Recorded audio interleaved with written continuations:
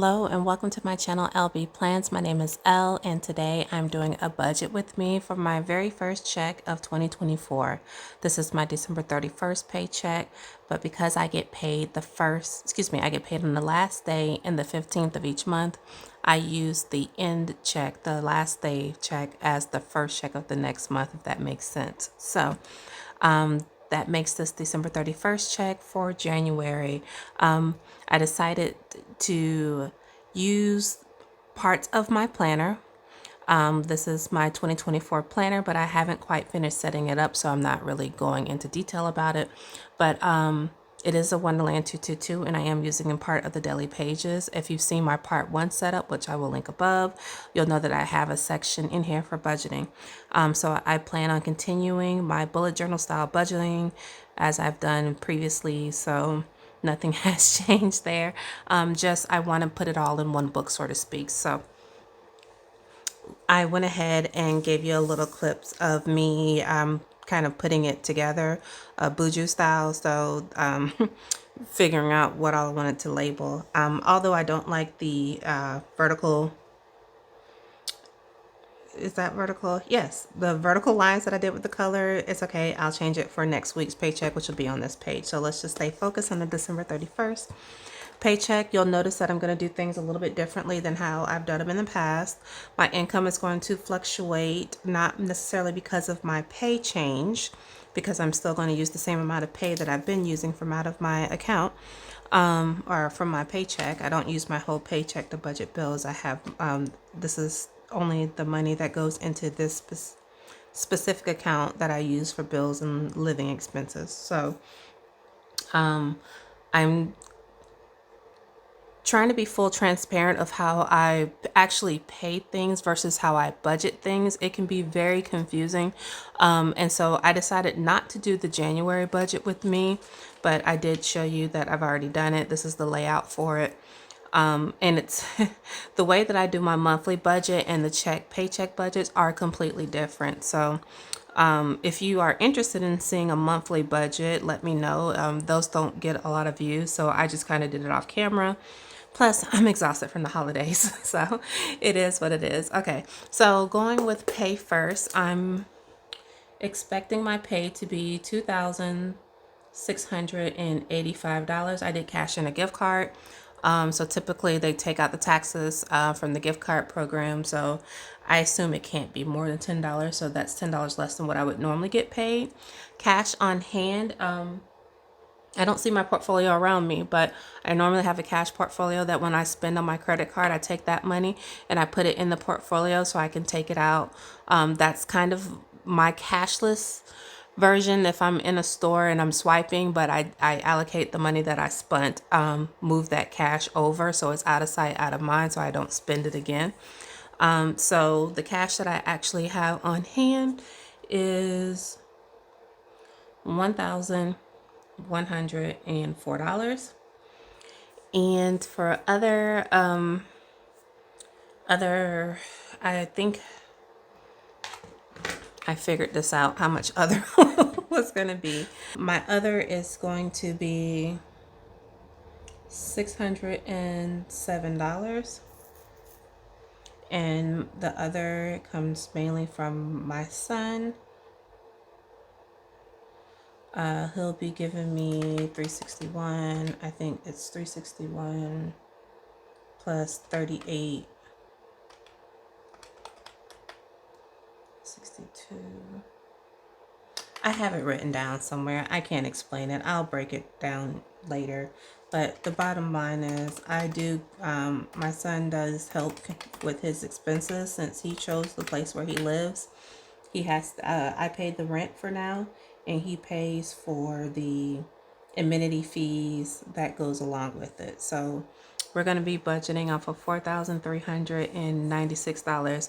My mind can't, I have to write it down, and so I don't feel like flipping through my book that I was using previous to get all of everything that he'll be giving, but I know that that 607 primarily comes from him.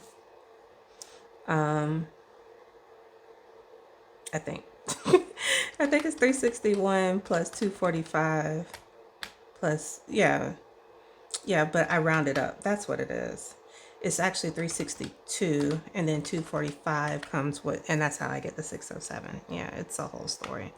And in that 361 is what his fees are for utilities, electric, parking, insurance. Good Lord. I mean, they charge those kids like it's ridiculous. I don't want to get into it. Okay, so let's start. So the electric bill was great this go round because it was only $167. So I'm going to budget $84. And if I haven't explained before, my husband and I split our 4 walls. So if you notice, I have 2 sets of bills and then I have a blank space. That's mentally for me to separate between our joint bills and my solo bills, right? So the utilities were 83. So what's that? 83 and some change. So I'm going to just say 84, which is 42.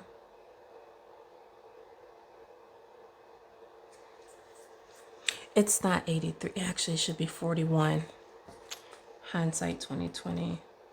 Yeah, it's like 82 and some change. But since I'm rounding that one up, I don't have to round them both. Okay, whatever.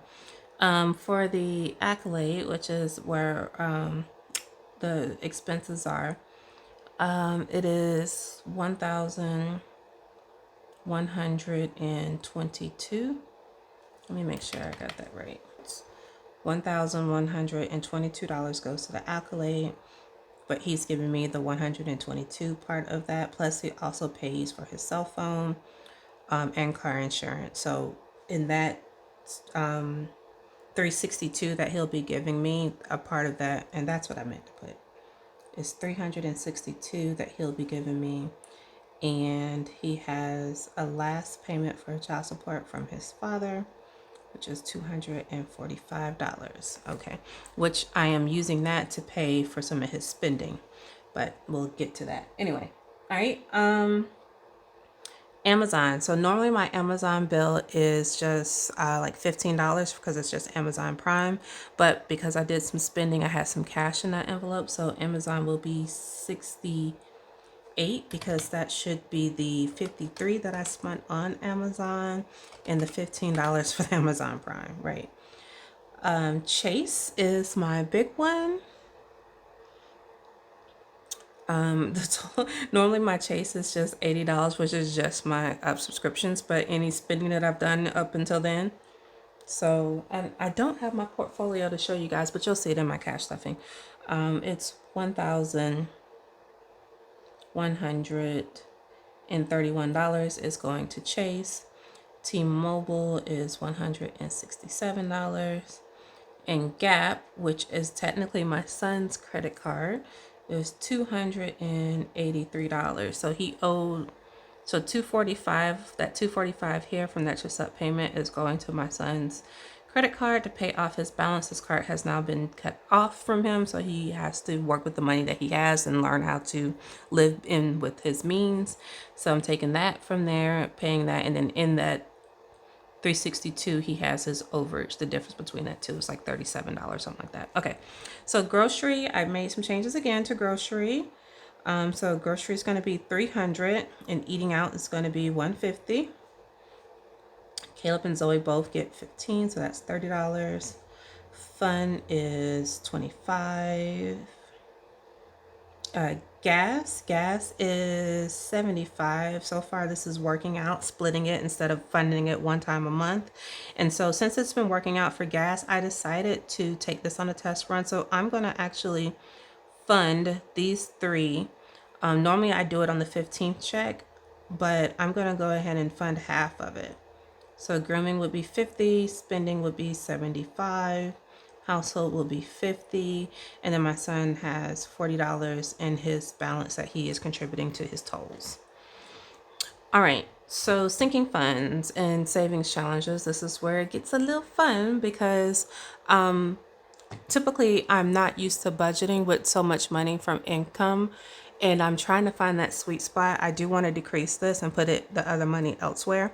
But right now, I'm just going to work with them because we're kind of Not behind on anything. We're not behind, but we have a lot of things coming up at the beginning of second quarter. One specifically being our property taxes. So there is going to be kind of a push to get our property taxes up. We could have paid it in November and saved about 4%. But I didn't want to put it on credit, and we just didn't have the amount. Our property taxes were way higher than what we expected. So we're going to pay it all by the April date that it's due. So you'll see a lot more focus of everything that I'm doing from a savings challenge standpoint is going to those property taxes to get up my portion of it. Okay, so Costco's, we're still doing 75. Ugh, it's so ugly.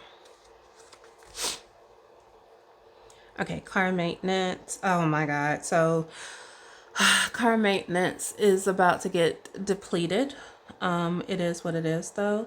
My son was kind of in a car accident, not really, but something, he was driving on the expressway and something flew out of a truck, a pickup truck, and it hit his car and he ran under it, so it tore up his fender, his fog lights and stuff. So he is in a rental car.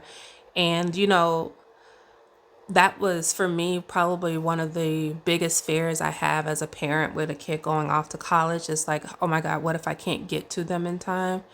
And two things that I just found a lot of comfort in. One, I was able to keep him calm because he was panicking. And two, I didn't have to worry about, oh my God, how we're going to pay for this. I have like 400 in my car maintenance fund. Our deductible for our cars is 500. Since the truck did not stop, we have to file the claim against our insurance company. It is what it is. I'm happy that we have insurance to do that. And I don't have to worry about where is that $500 going to come from because we are already prepared for this. And a bonus, it was a lesson to him when I explained to him that you can always plan for the unexpected, have an emergency fund, have car maintenance, have those types of things. Now he sees the importance firsthand because that was something completely unexpected.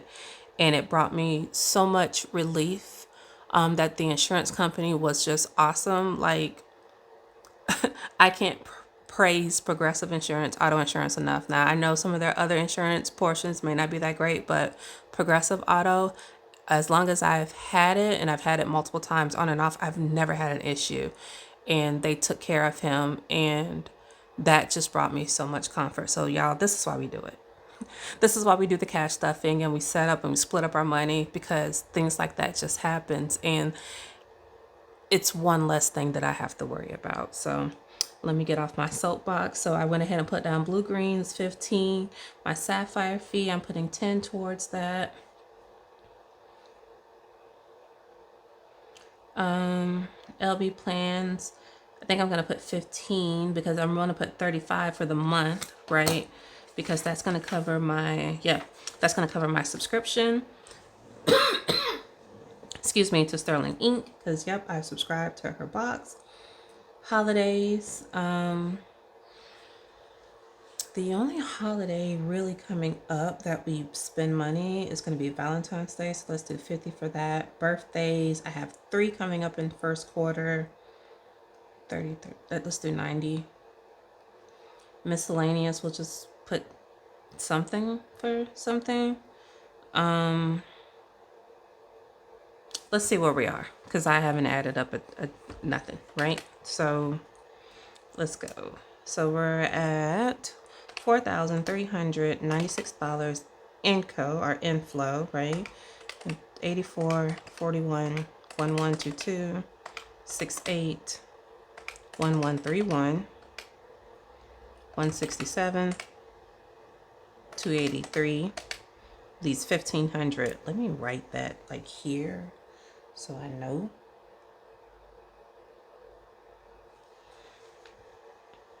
Okay, 300, 150, 30, 25, 75, 50, 75, 50, 40, 705. Okay.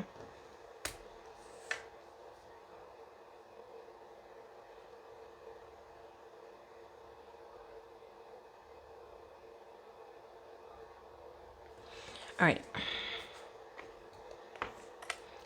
And 75, 25, 15, 10, 15, 50, 90, leaves $425. Okay.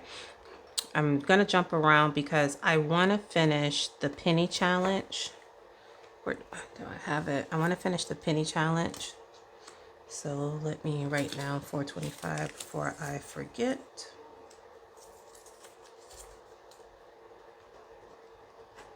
Okay. I want to finish the penny challenge because I want to start a different challenge. Instead of doing the saving my dollars and then stuff them in my Crown Royal bag, although I enjoy it, I want to kind of clean that up a little bit because I had such anxiety with taking that to the bank. So I want to do better next year. So we're going to clean that up a little bit. So that's 959, that's 2681. And then this row is 110.08 minus the ones that I've done, which is 1302 and 14. And then this row is 141.40.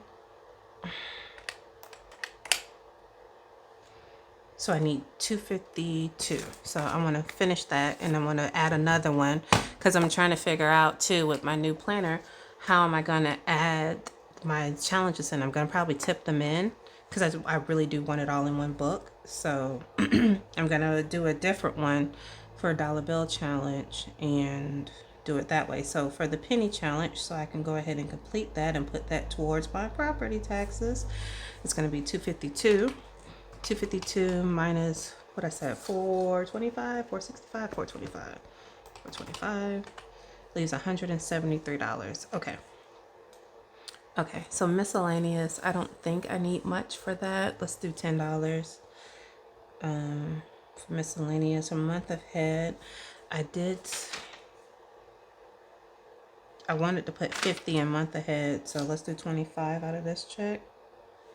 And so that is 138. Okay, so now I have 3 class ofs. I have class of 2025, 27, and 31. I said I wanted to put this month, right, 40, 30, 20. Okay, so normally I give the same amount in the class of 2025 and 2027, but that was because I was just getting started. Now I think it's time to make some separation.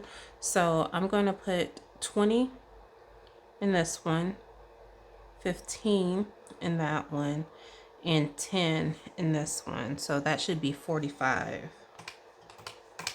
And then I will gradually increase all of them, or maybe focus more on 2025 since it's closer than the other years, but we'll figure it out.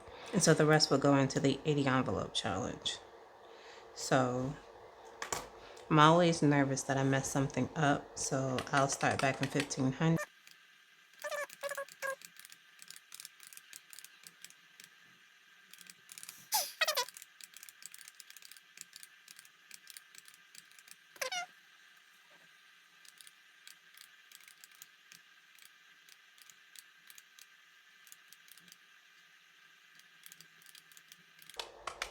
$93. So I'll be putting $93 in the 80 envelope challenge.